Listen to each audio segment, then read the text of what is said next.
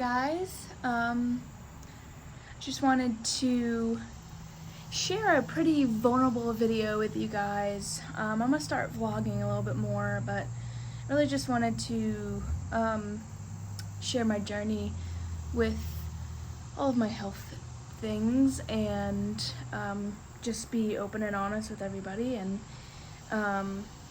because it's hard, and even though I'm a lot better than I was a couple years ago, I still struggle with a lot of stuff. For one, you will notice my skin is breaking out. It's been like that for a couple months now, and I'm working with some friend practitioners of mine and my integrative doctor to figure out what's going on, because if you do know me personally, you know that I eat super clean. I did add vegetables back into my diet, and I don't know if that could be causing me to break out. Probably. I don't know. I'm not going to give up yet though, or stop eating vegetables yet, because I think it's helping me in other ways.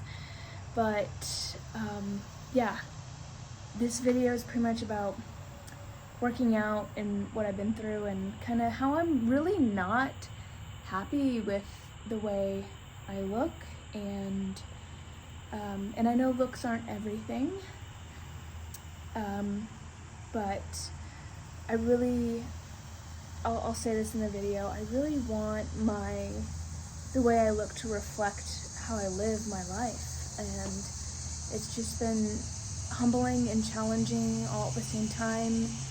And yeah, I hope you guys enjoy this video, and there will be definitely more to come. And if you have any suggestions, let me know. It could also be the water in my apartment. I've noticed it's kind of it's different than my other apartment, so I'm gonna get a new shower head filter and try and figure it out. But it is a gorgeous day.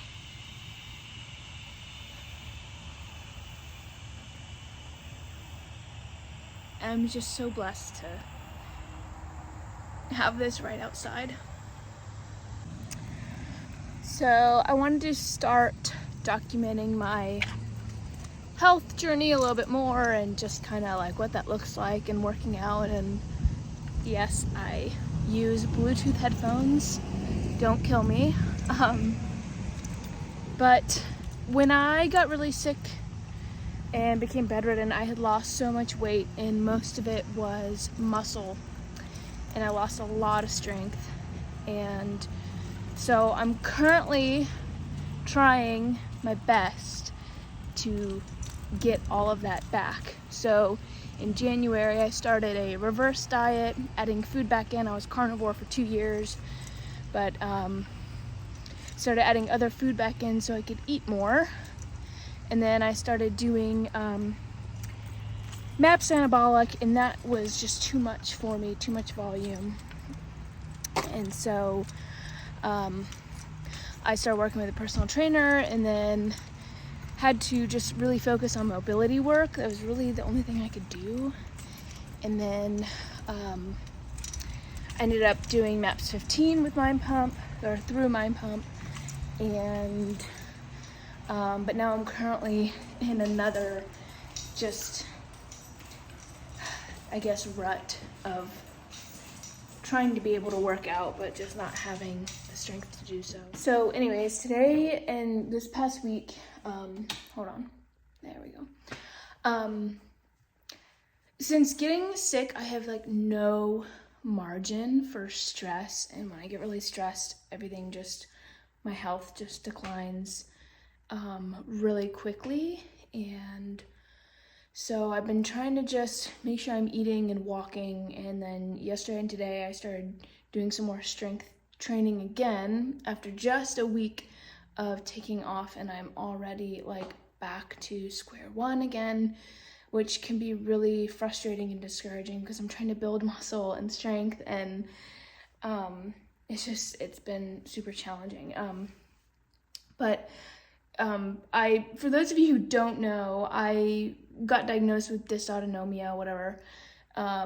It's just dysfunction of the autonomic nervous system, and it causes just a lot of weird symptoms and pain and stuff. And so I went to my electrophysiologist, who's just a doctor who studies like the electricity of your heart. And he sat down, he was like, there's nothing we can do for you. You can start doing conditioning and training and all that stuff. And I was like, I already do those things. And I really wasn't looking for answers. I had gone to the emergency room because I couldn't get my heart rate down, and they sent me over. Anyways, I work with a integrative health doctor, and we are focusing on mold illness. My mycotoxin levels were through the roof. If you've been following me for a while, then you already know that I deal with mold illness, and that's pretty much why I have all of these symptoms. And I think what it's doing is it's messing up my HPA axis, which is hypothalamus, pituitary, adrenals. So most of my symptoms are I can't sleep, elevated heart rate, chest pain. I get sometimes neuropathy, even my hands and my feet burn, the internal tremors, and even sometimes real tremors. Can't tolerate heat and a bunch of other things.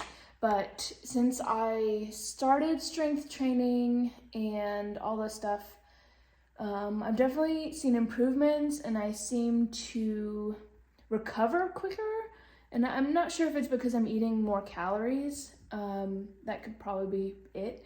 But also, I've put on some more muscle, so maybe that's kind of a buffer for some things. But yeah, I thought I'd start documenting this journey because a lot of people with chronic illness, they can't work out. And that's because we don't have enough energy to really do those things. The most energy we could normally do is just go to the couch or something like that.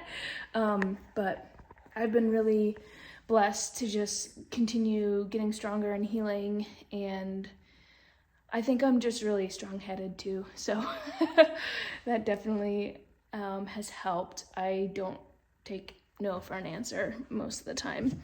But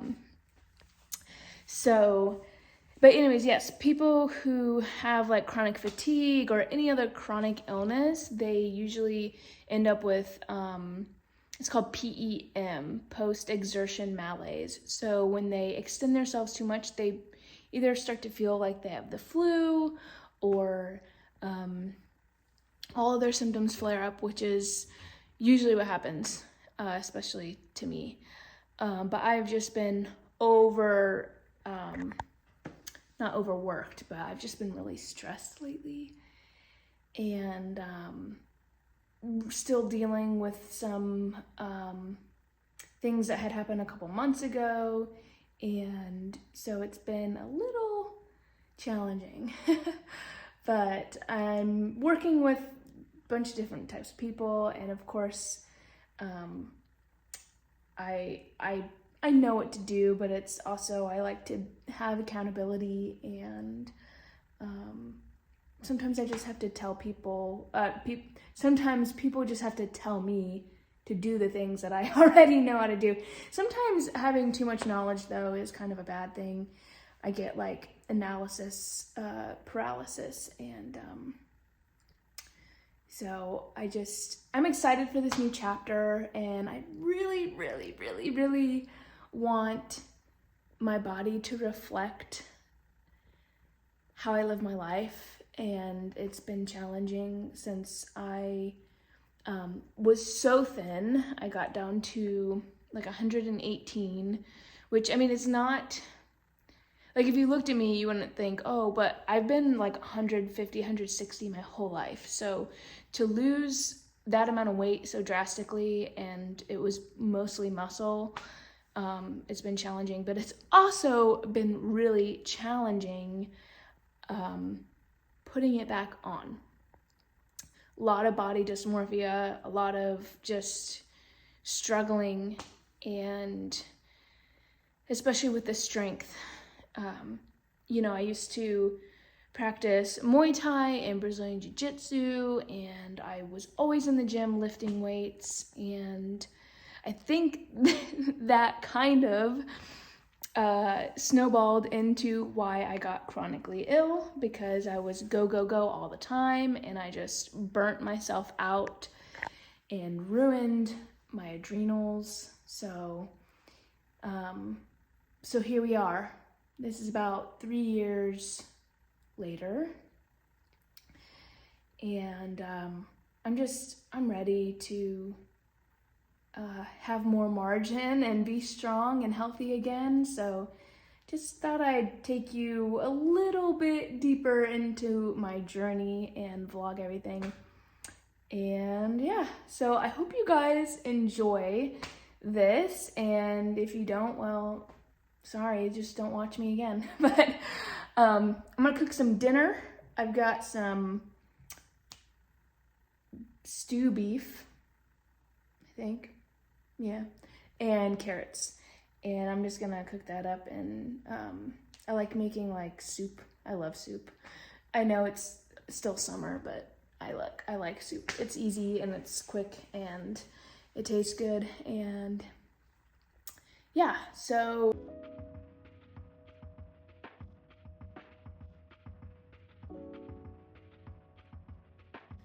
yeah, I get most of my meat from Wild Pastures, and the other meat I get from a local farm. And then sometimes if I'm running out of stuff, I'll just run to like Publix or Harris Teeter's or whatever and grab just some grass-fed ground beef. But yeah, I get a subscription, so they send it to me. Oh, look at that. That looks really good. Yeah.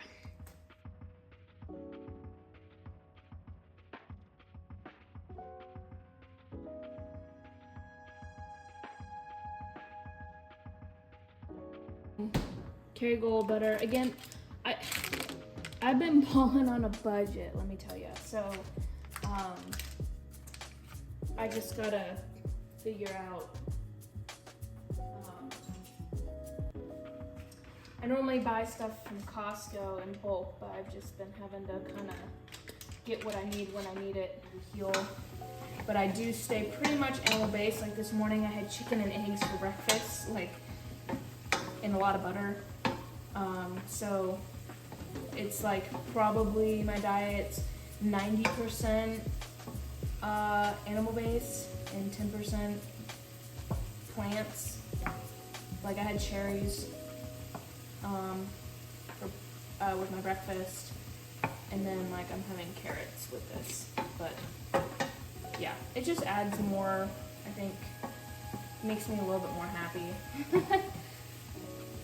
Not that meat doesn't make me happy, but to add those extra calories and carbohydrates, it's actually been awesome for me, especially with all the dysautonomia stuff. To adding more carbohydrates has kept me more hydrated than when I was just like zero carb.